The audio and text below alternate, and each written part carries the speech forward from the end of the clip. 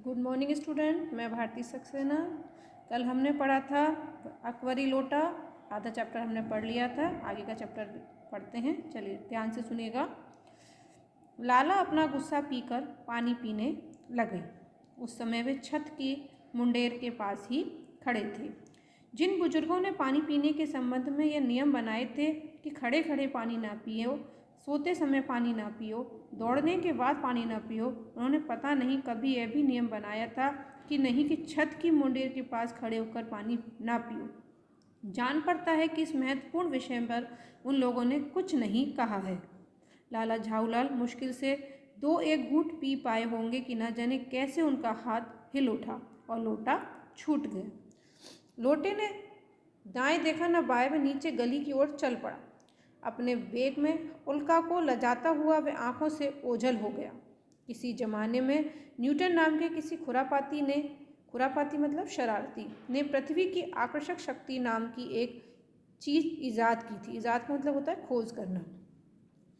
कहना ना होगा कि यह सारी शक्ति इस समय लोटे के पक्ष में थी। लाला को कांटो तो बदन में खून नहीं, ऐसी चलती हुई गली में ऊंचे तिमंजले से भरे हुए लोटे का गिरना हंसी खेल नहीं। यह लोटा न जाने किस अनाधिकारी के झोपड़े पर काशीवास का संदेश लेकर पहुंचेगा।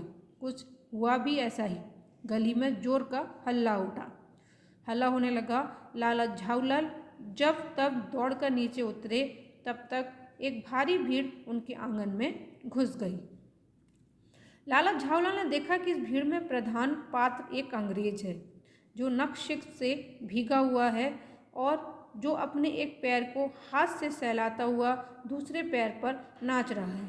उसी के पास अपराधी लोटे को भी देखकर लाला झाऊलाल भी जी ने फौरन दो और दो जोड़कर स्थिति को समझ ली, मतलब कि जल्दी समझ गए कि इसी के लगी है।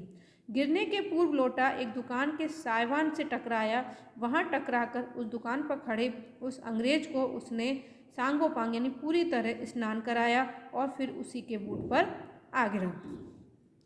उस अंग्रेज को जब मालूम हुआ कि लाला झाऊलाल ही उस लोटे के मालिक हैं, तब उसने केवल एक काम किया, अपने मुंह को खोलकर खुला छोड़ दिया। लाला झाऊलाल को आज भी यह मालूम हुआ कि अंग्रेजी भाषा में गालियों का ऐसा प्रकांड कोश है। उसी समय पंडित बिलवासी मिश्र भीड़ को चीरते हुए आंगन में आते दिखाई पड़े। उन्होंने आते ही पहला काम यह किया कि उस अंग्रेज को छोड़कर और जितने आदमी आंगन में घुस आए थे सबको बाहर निकाल दिया।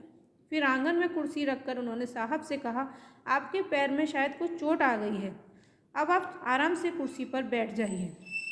साहब बिलवासी जी को धन्यवाद देते हुए बैठ गए और लाला झाऊलाल की ओर इशारा करके बोले, आप इस शख्स को जानते हैं? बिल्कुल नहीं, और मैं ऐसे आदमी को जानना भी नहीं चाहता जो निरीह राह चलतों पर लोटे के बार करे। मेरी समझ में ही इज़ अ डेंजरस ल्यूनाटिक, यानी यह खतरनाक पागल है। नहीं, मेरी समझ में he is a dangerous criminal, यानी नहीं, यह खतरनाक मुजरिम है।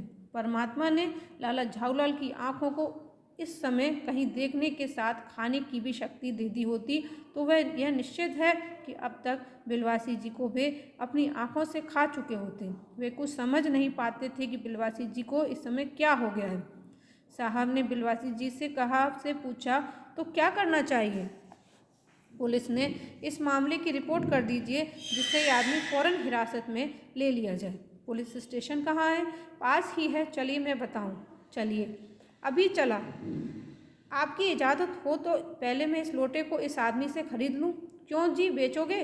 मैं 50 रुपये तक इसके दाम दे सकता हूँ। लाला झाऊलाल तो चुप रहे, पर साहब ने पूछा, इस रद्दी लोटे के आप 50 रुपये क्यों दे रहे हैं? आप इस लोटे को रद्दी बताते हैं? आश्चर्य, मैं तो आपको एक विज्ञ और सुशिक्षित आदमी समझता था। आखिर बात क्या है, कुछ बताइए भी।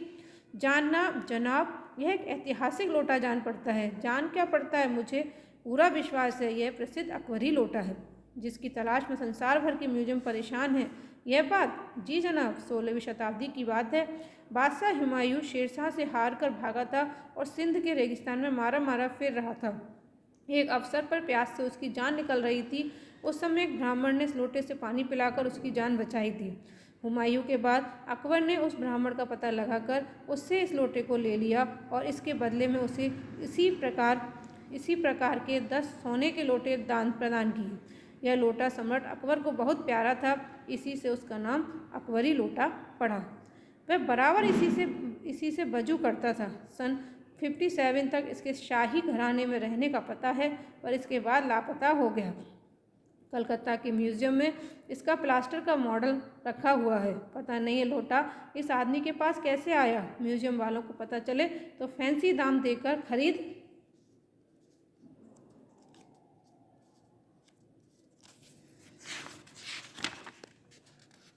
कर इस विवरण को खरीद ले जाएं।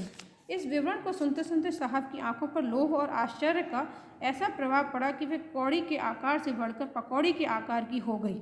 उसने बिलवासी से पूछा, तो आप इस लोटे का क्या करिएगा? ओके स्टूडेंट, बाकी का कल पढ़ते हैं और इस वीडियो को लाइक ज़रूर कीजिए।